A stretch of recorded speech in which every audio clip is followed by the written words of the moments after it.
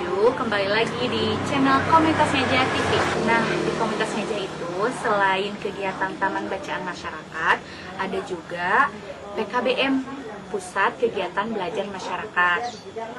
Salah satunya ini saya sudah ditemani oleh Bu Sophie, salah satu tutor dari PKBM Celah Cahaya. Halo Bu Sophie. Hai, Tempita Ju.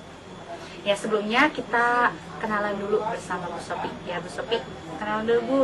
Hai semuanya, nama lengkap saya Sophie Endah Nurhayati. Saya menjadi salah satu tutor di PKBM Celah Cahaya.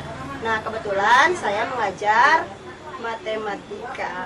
Ya, kebetulan juga saya adalah salah satu lulusan S1 Pendidikan Matematika di STG IPGAI.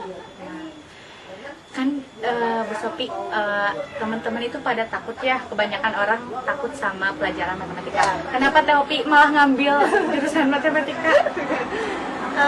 Awalnya sangat suka sekali pelajaran matematika ketika waktu SD ya. Kenapa tuh? Pernah mengikuti lomba di SD ini ya, MIPA matematika dulu, olimpiade sampai ke Jawa Barat. Oh, jadi di kabupaten udah juara? Ya, juara 1 langsung ke Jawa Barat. Luar Tapi di biasa. Jawa Barat langsung tumbang. Karena saingannya pada hebat-hebat. Iya. Tapi udah hebat, di kabupaten udah juara 1 itu udah prestasi yang luar biasa. Kalau di daerah Singajaya kan ya? Ya. Nah, itu salah satu acuan saya, motivasi saya untuk terus mempelajari matematika, suka, kemudian melanjutkan ke pendidikan matematika. Oh ya, itu alasan Bu Sophie suka pelajaran matematika. Kita kembali lagi ke pertanyaan yang awal. Selain dari tutor di PKBM Celah Cahaya, Teh Opi ngajar di sekolah lain nggak? Ya, jadi kesibukan saya sehari-hari mengajar di sekolah formal, di MTS Kabupaten Sukawati dan MTS yang sudah Sukawati. Perbedaan mengajar di itu kan SMP ya? Ya, ya. Iya, itu kan SMP usia, berarti anak-anak usia 10 sampai 12 tahun. Enggak, 12 sampai 15 tahun ya. Nah, sedangkan di PKBM itu rata-rata usianya itu ya. Bagaimana perbedaan ngajar di SMP sama di PKBM? Seru sekali ya kalau kita berbicara perbedaannya. Nah, dari segi materi saja, kan perbedaan umur menangkap pelajaran ya, dari masih muda, ketika masih muda dan ketika sudah berumur pasti ada banyak perbedaannya ya. Yang pertama mungkin karena lupa lagi pelajaran sebelumnya, materi sebelumnya. Jadi di sini tutornya harus lebih bekerja keras untuk menjelaskan ya. Jadi tidak hanya 1 atau 2 kali saja dalam menjelaskan, harus beberapa kali dulu baru mengerti. Dan kalau di SMP ya 1 kali atau 2 kali saja mereka sudah bisa mengerti dan langsung mengerjakan soal. Nah, di sini juga kalau mengerjakan soal lebih dari 1 soal itu 10 sampai 15 menit. Ya karena mungkin faktor umur ya. Ya mungkin terus pemikirannya juga bukan hanya sekolah, tapi kan ada keluarga, ya, ada betul. kegiatan. Ya, saya juga mengerti karena saya juga sebagai ibu rumah tangga ya. Iya. Pertama kali gabung di PKBM kapan? Pertama kali gabung di PKBM itu tahun 2019 ketika PKBM Celah Cahaya pertama kali berdiri. Ya. Langsung dari sana gabung terus jadi tutor. Ya, betul sekali. Selain Teh Opi nih, tutor di PKBM ada siapa aja?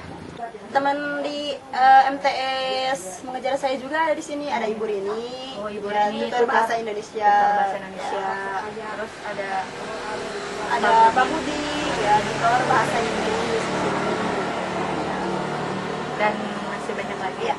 Nah, tapi kan tadi mengajar di SMP sama di PKBM, perbedaannya itu kan dari segi usia, dari segi emosional itu kan berbeda sekali ya. Ada metode tersendiri nggak apa yang harus diterapkan di SMP dan yang diterapkan di PKBM? Ya, jadi itu tergantung materi ya, tapi kadang ada yang dikelompokkan baik di PKBM ataupun di SMP tempat saya mengajar. Kadang metode ceramah juga harus ada gitu ya, untuk memaksimalkan atau menyeimbangkan dengan materi yang diberikan. Tapi untuk misal metode ceramah, ada perbedaan tersendiri nggak di SMP sama di PKBM?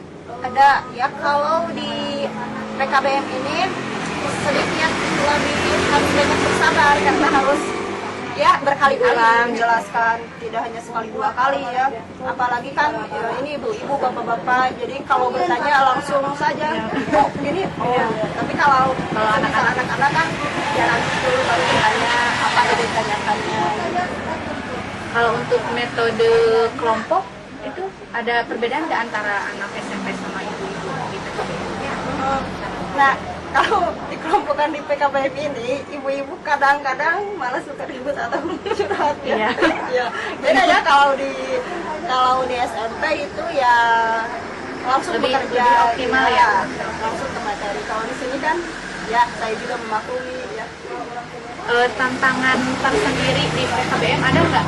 Tantangan yang benar-benar harus lebih ekstra mengajar? Mungkin karena di sini kebanyakan di PKBM yang umurnya lebih dari saya, ya, jadi saya kadang malu untuk menegur, gitu ya? ya, atau misalkan Bu ini masih salah, jadi kadang saya takut tidak sopan. Harapan kedepannya untuk PKBM gimana? Ya, untuk PKBM misalnya saya tambah sukses, tambah banyak siswanya, terus ruangannya juga, ruangan kelasnya bertambah, ya semakin sukses lah ke depannya.